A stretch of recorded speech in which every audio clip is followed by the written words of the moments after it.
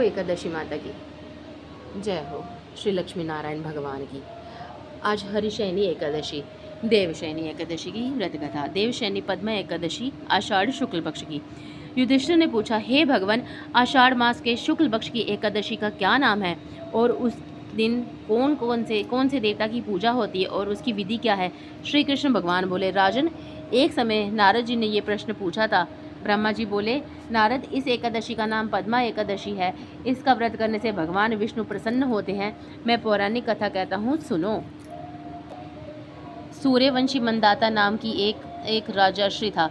उस समय उस राजा के राज्य में 3 वर्ष तक जल नहीं बरसा, जिससे राज्य में अकाल पड़ गया और प्रजा अन्न की कमी के कारण अत्यंत दुखी रहने लगी। एक दिन प्रजा राजा के पास जाकर के प्रार्थना करने लगी, राजन, समस्त विश्व की सृष्टि का मुख्य कारण वर्षा है। इसी वर्षा के अभाव से राज्य में अकाल पड़ गया है और अकाल से प्रजा मर रही है। राजन, आप कोई ऐसा उपाय बताइए जिससे हम लोगों का दुख दूर हो। राजा मंदाता बोला, आप लोग ठीक कह रहे हो, वर्षा से ही अन्न उत्पन्न होता है। वर्षा ना होने के कारण ही प्रजा को दुख भोगना पड़ता है। मैं बहुत सोच विचार कर रहा हूँ, फिर भी मुझे अपना कोई दोष नहीं दिखाई दे रहा है। मैं आप लोगों से दुख को दूर करने के लिए बहुत प्रयत्न कर रहा हूँ। ऐसा कहकर राजा मंदाता भगवान की पूजा कर मुख्य आदमियों को साथ लेकर के वन को चल दिए। वहाँ पर ऋषियों के आश्रम में घूमते घूमते अंत में ब्रह्मा के पुत्र अंगिरा ऋषि के पास पहुँचे। ऋषि ने पूछा, राजन, आप कुशल पूर्वक तो हैं, आप इस स्थान पर कैसे आ गए, सो कहिए।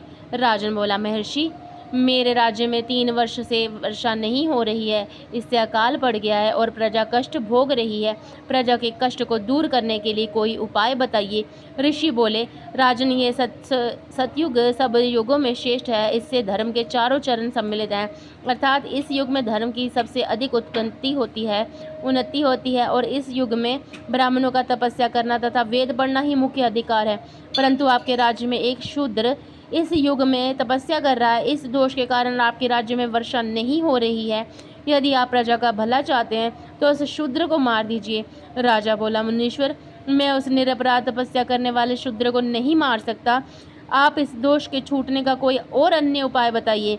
ऋषि बोले, राजन, यदि आप ऐसा ही चाहते हो तो आषाढ़ मास के शुक्ल पक्ष की पद्मा नाम की एकादशी का वृत्तिपूर्वक व्रत करो। इस व्रत के प्रभाव से आपके राज्य में वर्षा होगी और प्रजा सुख पाएगी, क्योंकि इस एकादशी का व्रत सब सिद्धियों को देने वाला है और समस्त उपद्रवों को शांत करने वाला है। इस एकादशी का व्रत आप अपनी प्रजा व सेवकों तथा मंत्रियों सहित करें। मुनि के वचनों को सुनकर राजन अपने नगर को वापस आए और उन्होंने विधि पूर्वक पद्मा एकादशी का व्रत किया। उस व्रत के प्रभाव से राज्य में वर्षा हुई और प्रजा को सुख पहुंचा। इसलिए ये व्रत सबको करना चाहिए। ये व्रत इस लोक में भोग और परलोक से मुक्ति देने वाला है। इसकी कथा पढ़ने व सुनने से मनुष्य के सब पाप नष्ट हो जाते हैं।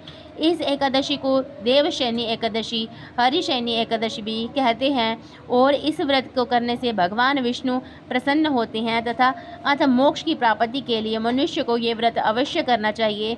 चातुर्मास व्रत भी इस एकादशी के व्रत से शुरू हो जाता है।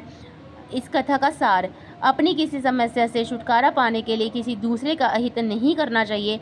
अपनी शक्ति से और भगवान पर पूरी श्रद्धा और आशा रख करके संतों के कथन के अनुसार सत्कर्म करने से बड़ी विपदाओं से छुटकारा मिल जाता है। बोलिए लक्ष्मी नारायण भगवान की जय। श्री विष्णु महाराज की जय।